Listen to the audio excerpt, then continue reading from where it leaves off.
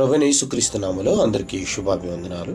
ఈరోజు దేవుని వాక్యము యోబు గ్రంథము 8వ అధ్యాయము 5-6 వచనాలు. నీవు జాగ్రత్తగా దేవుని వెతికిన ఎడల, సర్వశక్తుడగు దేవుని బతిమాలుకొని ఎడల, నీవు పవిత్రుడవై యథార్థవంతుడైన ఎడల, నిశ్చయముగా ఆయన నీ యందు శ్రద్ధ నిలిపి నీ నీతికి తగినట్లుగా నీ నివాస స్థలమును వర్ధిల్ల చేయును. అప్పుడు నీ స్థితి మొదట కొద్దిగా ఉండినను తుదను నీవు మహాభివృద్ధి పొందుతావు. ఈ వాక్యము బిల్దదు చెప్పినటువంటి మాటలు.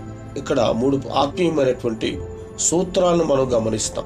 మన గృహము ఆశీర్వాదకరంగా ఉండాలి అంటే దేవుని వెతికే వారిగా ఉండాలి. కష్టకాలంలో దేవుని వెతకాలి, దేవుని ఆశ్రయించే వారిగా ఉండాలి.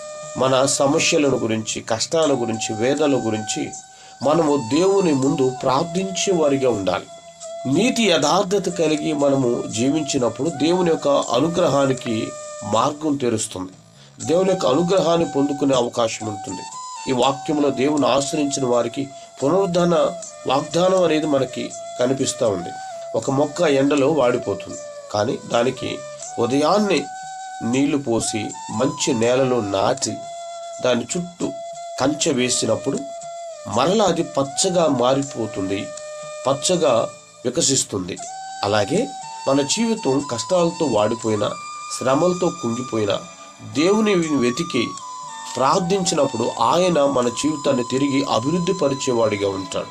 కాబట్టి కష్టం వచ్చినప్పుడు నిస్పృహ చెందకుండా ప్రార్థనలో నిలబడి ఆయనను వెతికి నిలబడినప్పుడు దేవుడు మనల్ని పునరుద్ధరణ కలిగించి మనల్ని బలపరిచేవాడిగా ఉంటాడు. ప్రేమ నమ్మకం కలిగిన తండ్రి వందనాలు.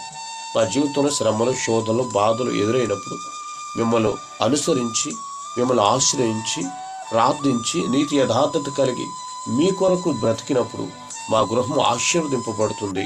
అట్టి కృప మాకు దయచేసి మేము తెచ్చుకోమని యేసుక్రీస్తు నామములో అడుగుచున్నాం తండ్రి. ఆమేన్.